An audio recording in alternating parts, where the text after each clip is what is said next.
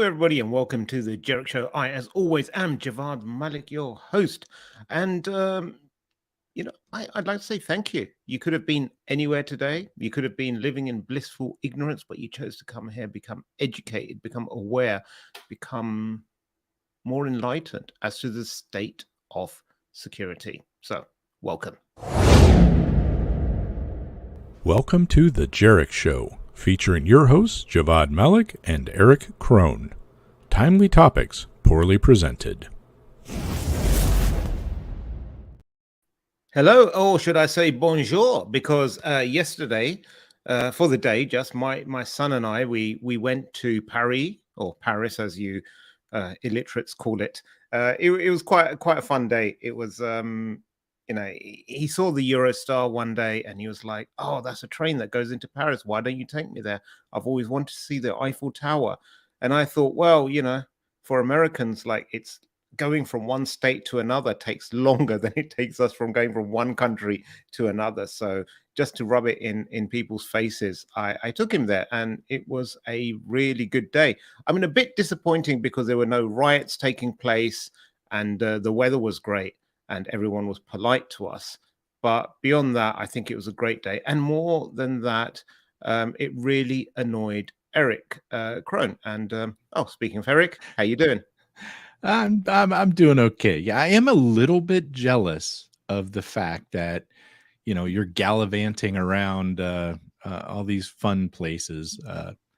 I spent today or yesterday in my living room, mostly working or up in my office. So yeah, that's kind of unfair, my friend. Kind of unfair. Oh, my heart bleeds for you. Yeah. It's not that different from when you go to Vegas and you've got everything there. You've got the Venetian, so you feel like you're in Venice. You have Paris with an Eiffel Tower of their own. You have the London Eye. Come on, and you go totally to Paris, the same experience, like your second home. Yeah. So speaking of Vegas, it's time to start planning for Black Hat, right? It is. That's coming up in August. Now, you and I were selected as an alternate with one of the things we put in for B-Sides Las Vegas. And I was all excited because I've spoken at literally dozens of B-Sides, and never at the big one. And Never? then what? No, never. And then what did you throw at me this morning? You're like, "Oh, I've done it a couple times." Yeah, I have. And, yeah. I thought every good speaker's spoken at Vegas a couple of times. Apparently not. Apparently they missed me. No, but now I have the opportunity. Apparently they have a good vetting process. That's I have the opportunity, and you're like, "No, I think I'd rather stay in Europe, maybe go to Germany or something." You go on your own, pal. I mean, if there's a choice between Vegas or Germany, I know where I'd rather be. But Vegas with me. I know. Yeah, I get it. No, it is time though to start thinking about Hacker Summer Camp. It's it's Black Hat, it's B-Sides, it's DEF CON, it's all that kind of stuff. And this year I'm actually taking my youngest daughter, who's interested in cybersecurity. Why do you hate your kids so much? Is this revenge for like university fees or something like that? Or... No. She's actually been to B-Sides, Tampa and Orlando. Really enjoyed it. I'm really hoping that she finds something that she's interested in that. And that's the beauty of it, is you get to experience so many different facets of cyber, as opposed to, maybe just sitting around seeing what's out and about. So I'm actually really looking forward to this. And, even if you don't show up, James is going to be there. He's an adequate replacement. As long as he doesn't start throwing around the dad jokes again.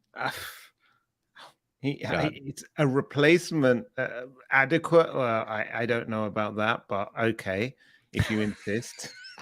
but I haven't been in Vegas for a few years. I mean, COVID and everything, through a spanner, everyone's works. But even previously, when I went,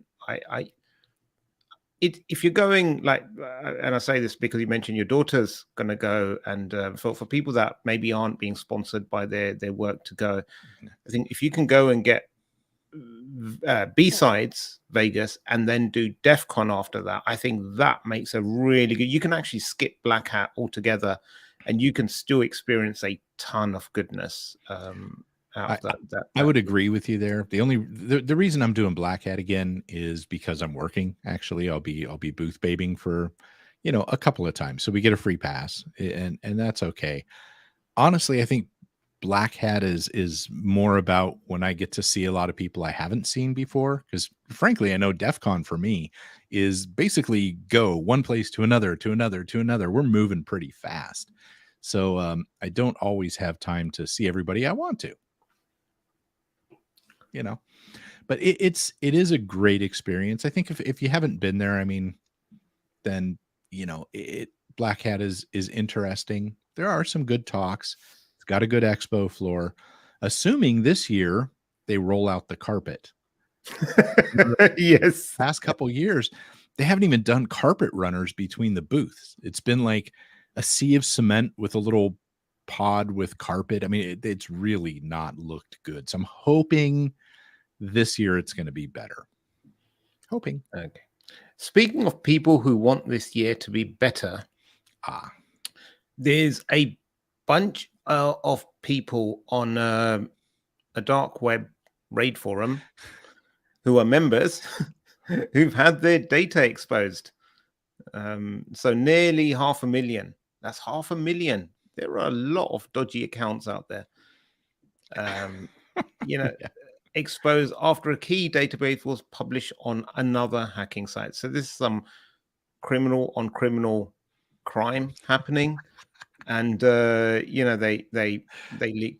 But I'm really curious how those, like, I mean, they say it's like 478,000 user accounts. How many of them were like security researchers working for like threat intel vendors, the feds, or like just some test accounts or something? I think once you whittle it down, I'm sure there can't be. I mean, I refuse to believe there's like 500,000 active criminals searching for stuff on there. But on a forum like that, yeah. I mean, we all know that security researchers fire up these accounts all over for doing monitoring and whatever. So, yeah, you're probably right. When you boil it all down, it's probably like 72 real cyber criminals, and the rest are all some other account for some other reason. But it is kind of interesting. It brings back the idea of, like you said, the criminal on criminal crime here. There's no quarter given just because other people are cyber criminals out there. And we've seen that in ransomware attacks, or where they've actually taken and like installed web or browser proxies that would replace like a Bitcoin wallet with their own, and the people have no idea it's going on, so they go to pay a ransom, and instead they dump money in these other people's account. I mean, that's just awesome, and they're basically doing it to each other. So it's not the first time we've seen this kind of thing happen. Hopefully it's not the last, because frankly it's kind of entertaining. It is entertaining. It is entertaining. Like seeing you like fall down some stairs for the 13th time. It just doesn't get old. Unlike you. But government publishes guidelines on cybersecurity. The government, and this is great. It's like you go to a website and they assume that you know which country you're talking about. It's funny. When I saw that was the first thing went through my head is, which government? Yeah, it's got to be American, because we only think America is the only important thing out there, right? Yeah. So this is from an Irish website. Oh, well, hey, yeah, because it's the National Cybersecurity Center with an E, which makes it not American. Yes. Yeah. This is just wow. So these journalists are really making you work to figure out. We've left some clues. Inspector Cluedo is here. Now we will find out. I'm sorry. I've still got that French influence on me from yesterday. Oh, Lord have mercy. But yeah, it's like we have left some clues, and now you have to figure out which government are we talking about. I'm glad it is in America for once. Yeah. So it's the UK government, and okay.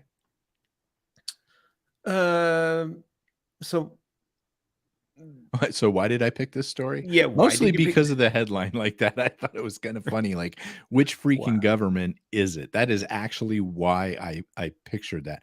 Now, it is interesting because, I mean, governments are definitely getting involved in this. We're trying to legislate cybercrime away, and frankly, it's kind of like when they come out and they're saying, "Oh, we're going to make paying ransoms illegal." Yeah. And that kind of legislation, it's such a slippery slope when governments get involved in stuff like that. I don't know. It is. I mean, we've seen it so many times, like legislation just on its own just doesn't work. Yeah. And, Well, this also, as you see in the top there, if you scroll down just a little bit, no, okay, wait. You moved it around on me, man. But they were basically saying at one point in here that they're talking about like procurement stuff, how they procure things. I saw that somewhere in here. Yeah, there we go. Yeah, the purchase of goods and services. So that comes back to some supply chain stuff right there, right? And I don't know if you know this or not, but I used to work for the Army. I know really? you love it when I bring that up. Shock horror. But there were certainly limitations on where we could buy certain things because of the real risk of, hey, I saved $42 on this router, and it was sent to me, and look at these cool chips that are soldered on the back or something, right? I mean, like, seriously, you just never know. And so having a legitimate supply chain is kind of an important thing. So I don't know. Yeah. Well, okay, I'll give you somewhat of recovery on that story, but ladies and gentlemen, I apologize on behalf of Eric Crone for wasting your time. And to all my French viewers out there, I apologize for my horrible French accent. It probably came across more as like Italian or something. I don't know. You know what you need to do is hang around French people more often, and maybe you'll pick it up better. Wow. That's my theory. Next week I'll be here like I refuse to drink anything but Evian and sorry. Moving on. Check your phone. Popular Android app reportedly started spying on users, making recordings. So I love how you cue this up with half an ad, like half the screen is an ad. That's well done. Yes, I know. This is like, again, you but, so iPhone users don't need to worry about it. A screen recording app available in Google Play that was installed over 50,000 times, functioned normally for months before it started spying on users. And that's the trick. Yeah, it was up there. It was popular. It was useful. Everything was good.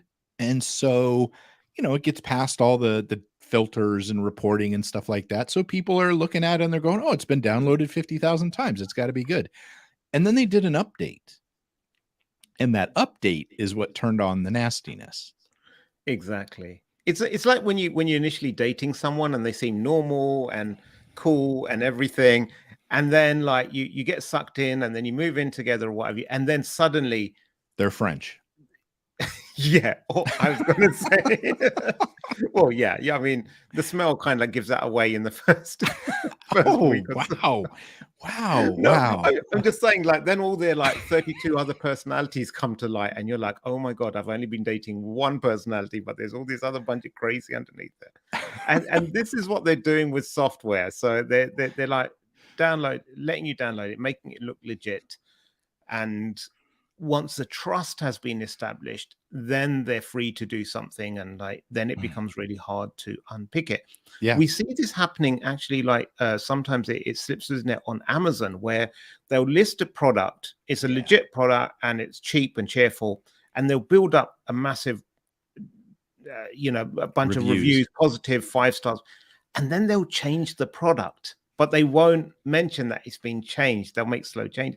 And sometimes the product you're looking at bears no resemblance to the actual reviews that are written. But because a lot of people will just go and buy it, they'll just look, oh, it's 4.5 stars and, 10,000 positive reviews. I'll buy it. And then they'll get something that's substandard and quite pricey. Yeah, it's like a very expensive thing. And then when you actually read the reviews, it's like best shoelaces ever. Yeah, exactly. Right? You're like, wait a minute, hold on a second. Yeah. And that's where you realize they've just slipped in the other product. But you know what? We rely on things like, in this case, a significant number of downloads and a good rating on this thing to make us feel better.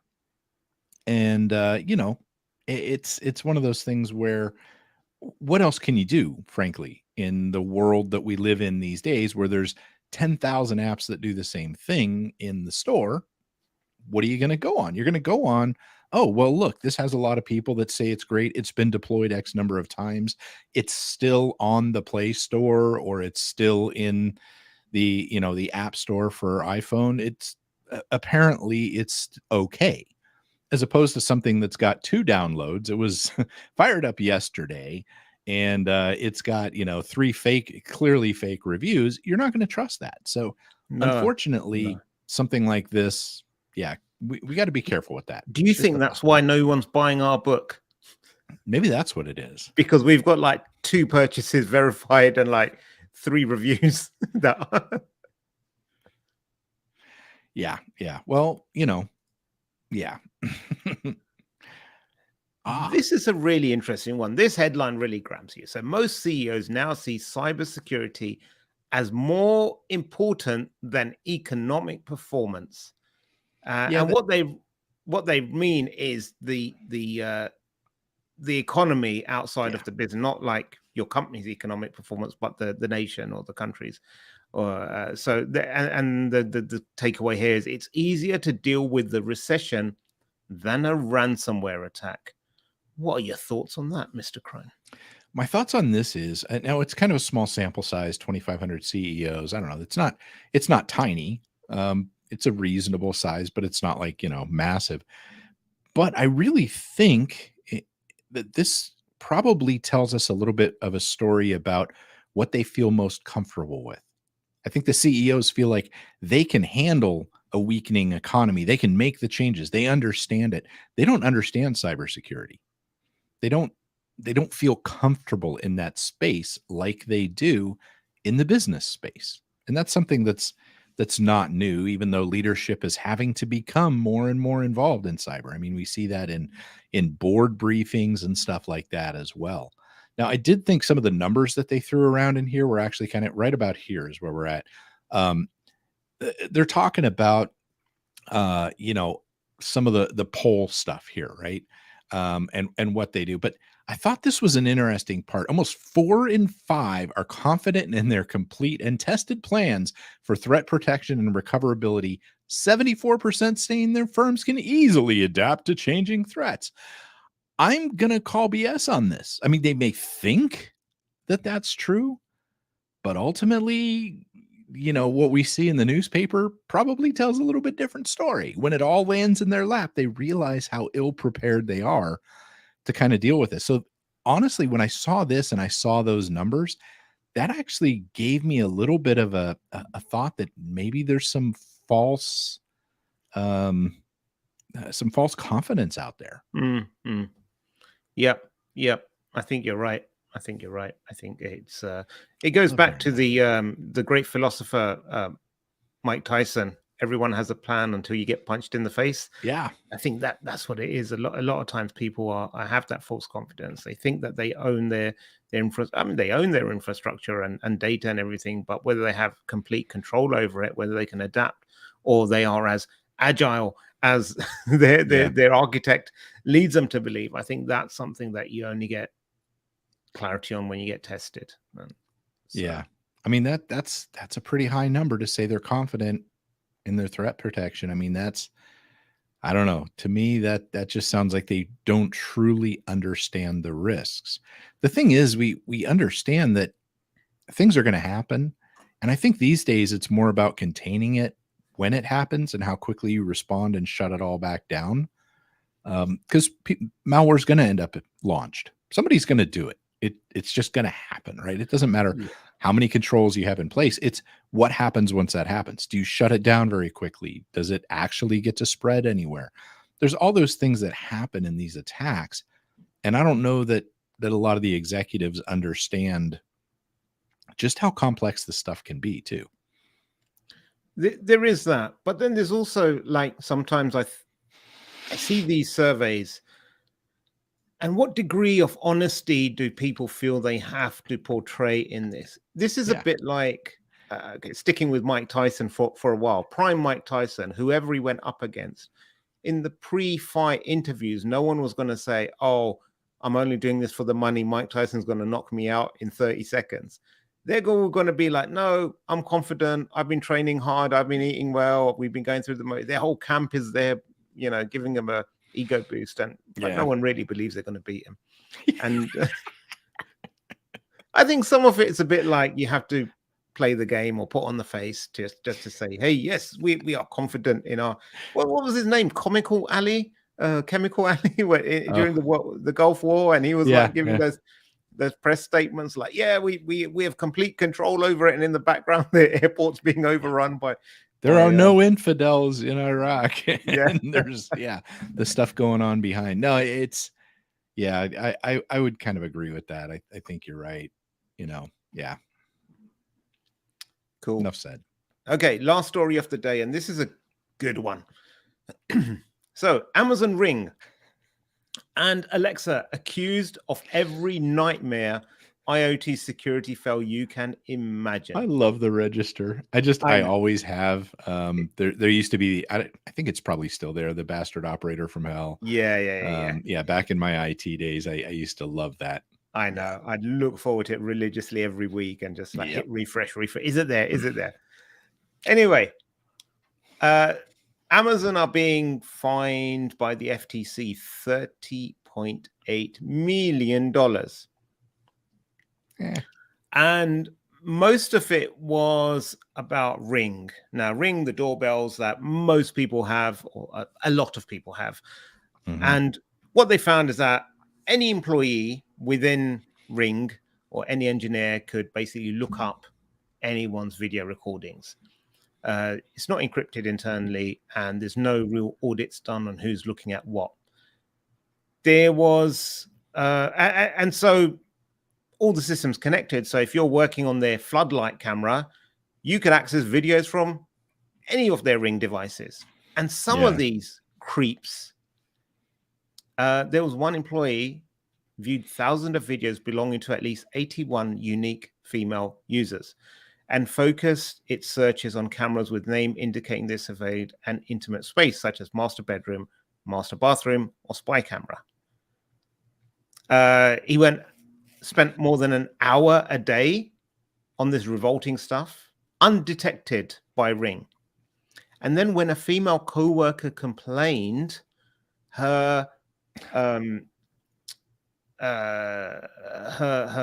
supervisor shot down the incident, saying it's normal for an engineer to view so many accounts. So only afterwards, until they noticed that the male employee was only viewing videos of pretty girls, did they escalate. This is like a really, really big problem. And I feel really, really bad for females out there in particular, because they're the ones that face a lot of harassment, like just for being a female walking down the street. Suddenly you're being harassed, you're being catcalled, you're being physically attacked. So you have to take lots of measures. A lot of them can't trust the police, because police have been known to abuse their powers when they've been investigating something. And so you then look at something like this, where females are like saying, okay, let's put some trust in technology. Amazon's a big company, it's everything. And this can help protect me, so that when someone comes to the door, I can see who they are and I can interact with them without opening the door to them or I want to stop you real quick there, though, because they're called master bedroom, master bathroom, or spy cam. Okay. So, okay. So who hasn't given their Wi-Fi a funny name like FBI surveillance van? Yeah. My neighbor has one of those, actually. yeah. It's common. Exactly.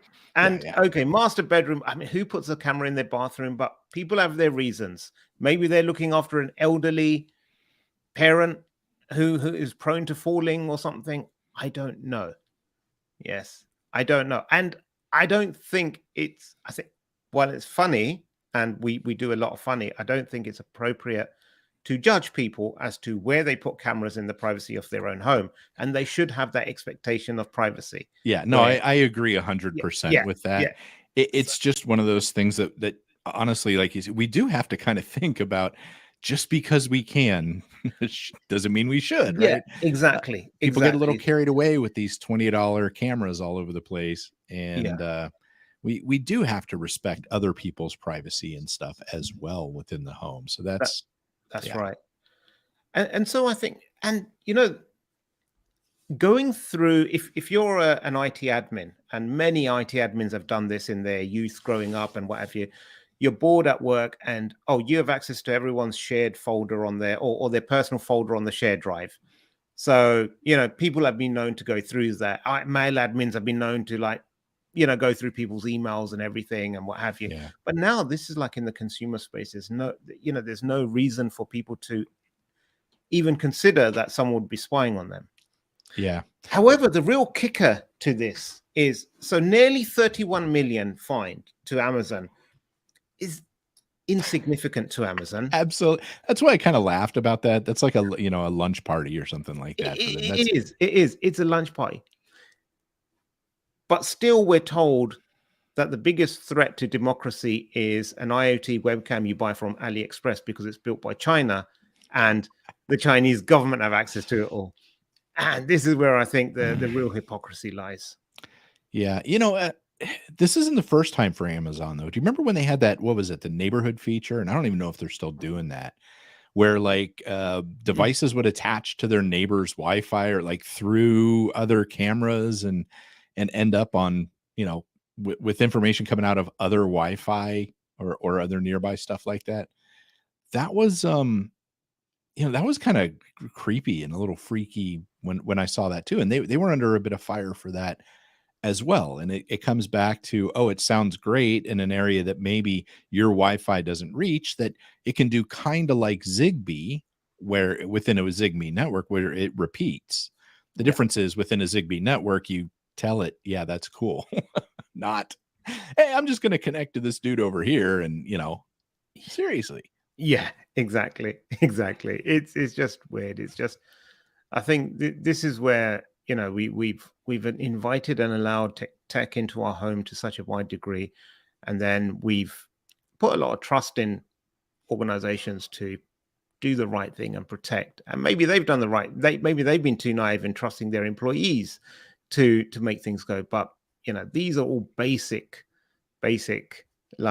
controls that have been around in security for years and years. I mean, you probably remember it from back in the day when you had hair that, didn't recede all the way back like the French army.